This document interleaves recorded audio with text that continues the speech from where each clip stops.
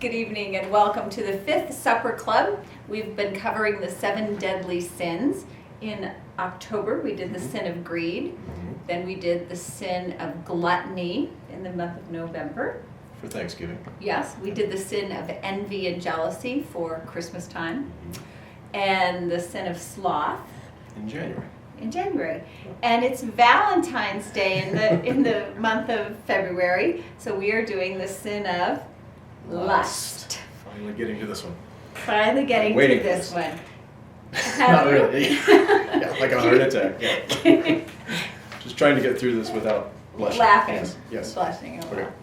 All right. So first, some disclaimers about this one. As we thought about lust, one thing we know is that our culture doesn't have a very healthy understanding of lust, right? It's almost saturating the culture that we live in. Keep going. On the other hand, Clover, Yeah. the church, almost maybe in reaction or in a kind of dance with the culture, is maybe in denial sometimes that we even have sex, that we are sexual beings, right? Yes, thank you. Thanks for sharing. Yes, go ahead. So, if we're honest, a lot of us really don't. We got lots of different messages about what sexuality is. It's something that we probably, as a culture, are not very healthy in our understanding of it. Right. I would say that's true. Yes. On top of that, as a disclaimer, your pastors are probably the last people you want to be talking about sex. It's a little creepy. We get that. No, we don't get that. It's good for us to be talking about it's sex. It's one of the 7 deadly sins. Yes. So we are talking about it. It is interesting, though, that the role models in faith are monks, nuns, priests. Jesus. People who, as far as we know, well, we won't go into that. Anyways. But anyway, and so if another disclaimer too, though, is that all of this gets complicated by gender bias as well, right? There's so many expectations that are different for men and for women around sex.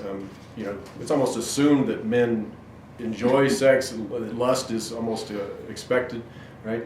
But thank you. But things are changing, right? I know. And so, what do you got now? Oh, good Lord. All right. So, yes. Women like sex too. Women like sex too, and that's what's changing in our culture. Or our perception of it. That's right. Exactly. Right. Because you take like biblical models, all your choices are for women. You're virgins or prostitutes. That's right. There's not a lot of room in the middle between that. Sexual beings. To just be, fully healthy sexual beings. So, right. Things are changing in some good ways, and that's a good thing. Yeah. So, all right. All that means it's hard to talk about this, but we're modeling. We're going to do it anyway. Are we? We're so comfortable with it. So here we go. So what is lust? Well, let's think about the difference between lust and desire, right? So it's not all sexual desire. Sexual desire by itself is not the sin of lust. When we say lust, we're going to define it as one of the 7 deadly sins. So we're trying to get to something that it's not healthy, it's not good for us, right? But we've talked about this, that there's, it's not that desire itself is Desire's good. Bad for you. That's right. We defined sin all along the way, right, as separation from God, from self, from others. So it's about relationships, right? And sin is really about the breaking of relationships. And so what if we thought about lust as a separation or a distancing from those relationships? Okay? And the consequences of unhealthy desire, of going overboard, is not only separation from the other relationship, but it does have consequences of our spiritual life, and that us distancing from self. Very much. So lust can become a kind of, there's a line here, right? Let's mention the other two. Lust goes along with 2 other of the 7 deadly sins that are appetites, right? So gluttony, right, is appetite for food. Yeah. So eating, right, is good, healthy. Yeah. Eating too much becomes gluttony.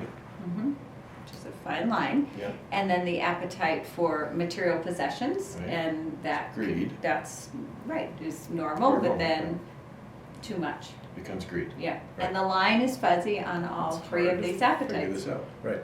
Yeah. So, but one way of thinking about it is that it always gets back to that distancing from relationships. And so if we think about lust in this way, when we do distance ourselves from the other person, there's a word that we often hear in psychology that you're objectifying So the objectification of the other. Yeah, it's a diminishment of their humanity.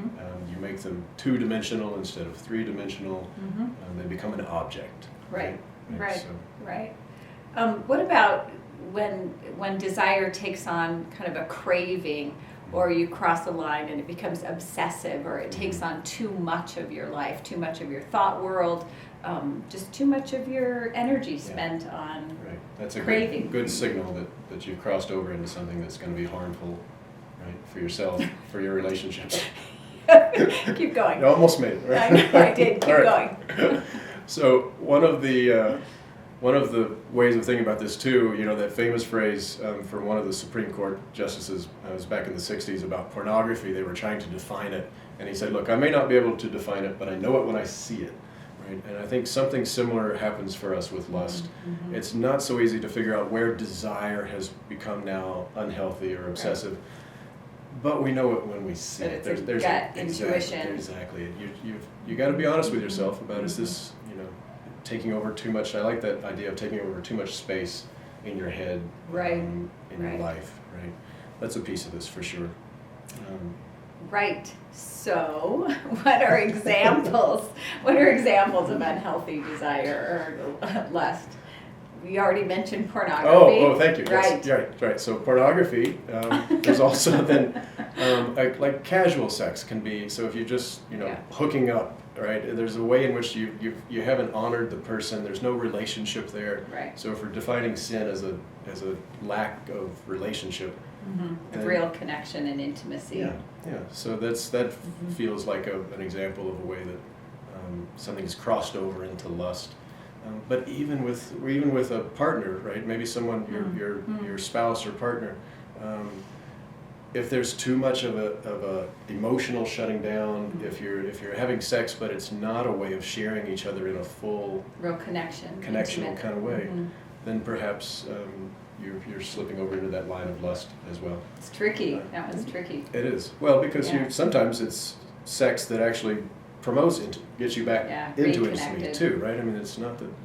So anyway. But we're not marital therapists, so thank God. Thank God. We can just move on. All right. So what could be an antidote? What is the antidote to lust? Toward the relationships.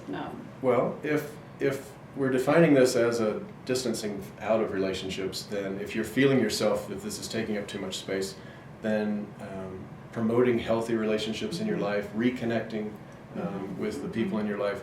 I think if you have those healthy kind of relationships, then you can experience desire, but it doesn't take over, because so often desire or lust becomes this substitute. What we really want is intimacy, authenticity, connection, and we turn to something that's easier or simpler when it's hard work, right, to build those real, authentic relationships. But that's often what we're wanting at the end. Right. So, okay. Is there more to say about lust? I think we're going to call Have we adequately covered? Questions. Let's do questions. We're going to start out with an easy conversation starter. So describe your first crush. Describe your first crush or the first time you fell in love. Can you see that? I didn't know you had these. This is great. Oh yeah. It's good. Yeah, so you can see them. Okay. First crush, first time you fell in love. This is an easy conversation starter, yes? Right. Okay. And then, second one, may I just keep going? Oh, yes, please. This is a little tougher, bonus. Where's the line between lust and desire? Desire and lust. Take a stab at that and talk about what you think, maybe if personal experience, whatever you want. Was that the third one? Yep, you got one more. I do? Yep, not that one. And if this is there was a third one. Okay. Oh, what kind of messages did you get about sexuality growing up? Yeah, just talking about what did you, from parents, from teachers, what shaped that for you? Those third grade. Or just talk about the Broncos. If these are too hard, then let's just take something super easy and talk about the Broncos. All right? Okay. So, 7 deadly sins. We're 5 in and 2 to go. And we hope you have a great evening. And it will definitely be stimulating. I think it will. Good night.